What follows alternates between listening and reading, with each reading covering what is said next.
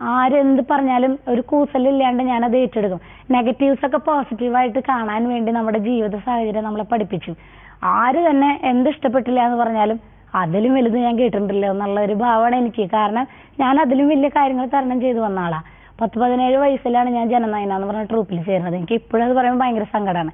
അപ്പൊ അത് മറക്കാൻ ആഗ്രഹിച്ച ഒരു കാര്യമാണ് മാഡം ചോദിക്കുമ്പോൾ ഞാൻ പറയണം.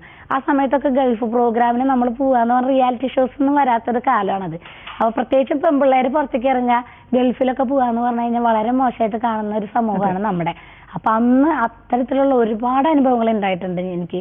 സൂര്യനെല്ലി കേസിൽപ്പെട്ട ആ ഒരു പെൺകുട്ടിയുടെ അങ്ങനത്തെ ഒരു അനുഭവം വരെ എനിക്ക് ഉണ്ടായിട്ടുണ്ട്. അങ്ങനെയാണ് ഞാനെന്ന് മുദ്ര കുത്തപ്പെട്ടിട്ടുണ്ട് 17ാമത്തെ വയസ്സിൽ.